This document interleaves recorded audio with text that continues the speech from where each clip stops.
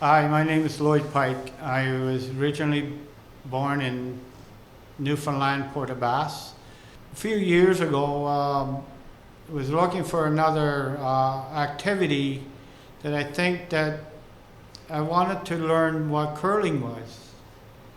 And I couldn't find a place to curl or anything like that until years ago. And I've never curled in my life.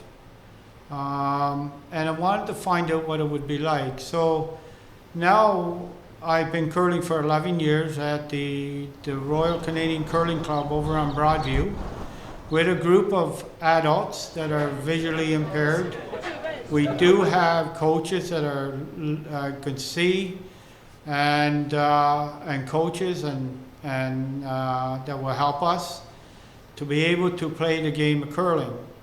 Hi, my name is Wendy Turner, and I'm a curler. I've been living I grew up out in Manitoba in a farming community, and in the winter out there's not much to do other than curl or play hockey, and I chose curling.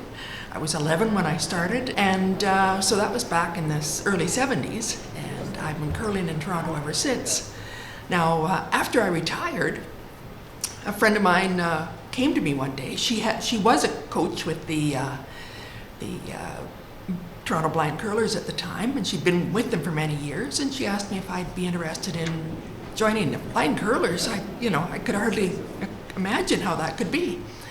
So I went to this competition and was watching the games, and I was absolutely in awe of these people. They work hard at their curling, they love it, they do it for fun, but they try hard too at a lot of things. And it was at that first competition that I met Lloyd Pike. He was really down that day. He lost his last game, and if he just made this last shot, he was just so disappointed that he hadn't run this game. And I said, well, did you have a good game? Did you have fun out there? Yeah. And you made some good shots? Well, yeah. And how'd your team curl? Oh, they're coming along. But he was still just almost despondent with what had happened. And I said, well, how can you be unhappy about that? It was his first time skipping at that level. And good heavens, if they were that close at the end that it came down to one rock, you can't say you didn't make a good effort there. So we talked for a while, and I tried to bring him along, and that started a really good friendship. And I've really enjoyed getting to know Lloyd because he loves to curl, and he wants to get better, and he's prepared to work hard at it. And that's exactly what I'm looking for when I look for people who want to get into curling and want to do the work to become a curler. And so I've worked with him a lot in groups, as we do, because I coach not just Lloyd, but the whole Toronto Blind Curling group.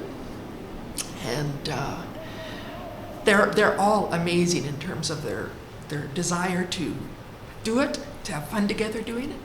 And Lloyd, over the years, I still have to talk to him every once in a while. He still takes it way too seriously. But one of the things I encouraged him to do was, as the skip of a team, and that's the person who calls the shots, was that he's a leader in that group. He's the leader of his team. And it's really important, if he gets disappointed in his own shot, that he doesn't let that reflect to his team. And we worked a lot on this, because you can see when someone on the team, whether it's yourself or one of the players, that if they're down, they feel it. They feel like they're letting their team down. And it's not that case. Everybody's out there doing their best. And if you had a bad shot, nobody's perfect. Even the people who play in the Canadians and the Worlds make bad shots. And you can't let that bring you down for the whole game. And as the skip and the leader of the team, you can't let your mood bring down your team. But he's keen to learn anything. He always comes to me if he's got a problem with his throwing his rocks or needs some help sweeping or strategy. He loves to talk strategy. And it's been a pleasure to get to know him. I like to call him a friend now, a good friend, and always enjoy spending time with him. It's hard to talk about it because she's helped me grow in curling, and when I think that I can't get any better, she's given me hope, she's encouraged me, she's helped me to understand the game a little more and how patient you got to be with the game, because sometimes I get too excited. Wendy is my coach, and she always works with me and works with the other ones. You know, one of the other things I think that I have a friend that I got to know over the years, the last few years, and it's something that I always wanted to do, is to make the national team. But he beat me to it. It's my friend named Paul. Paul is we meet every Friday before we go to the curling over at Wendy's here. And we have our meal, and then we walk over to the curling rink. And me and him became really close friends, and whenever we compete in tournaments, we make sure we room together because we have a good time. Going good, but not too good, but this is the way the game goes. Sometimes you have really good ends, sometimes you don't, and you just give it your best shot and enjoy the game. Sometimes it's not the score that counts, it's how you play it and how you respect the other team as well. Right now we're in the fourth actually, so we got 2 ends left. And then we get our 2-hour break, and then we go again about 1 o'clock.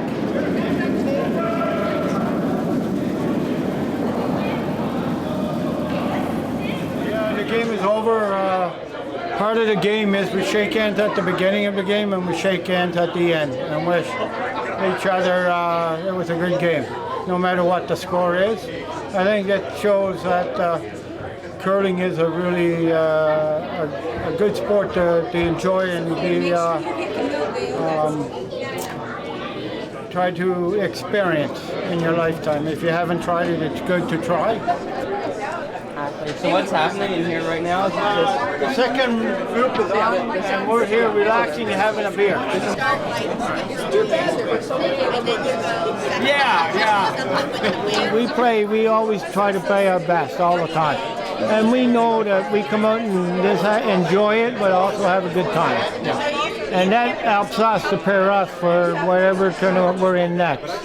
So, and also meeting great people and enjoying the conversation afterwards and that. So, and that's what it's all about. It's just to promote we curl here on Friday nights, and I curl in another league with Les on Thursday night with sighted people. And they treat me really like nobody else, nothing special.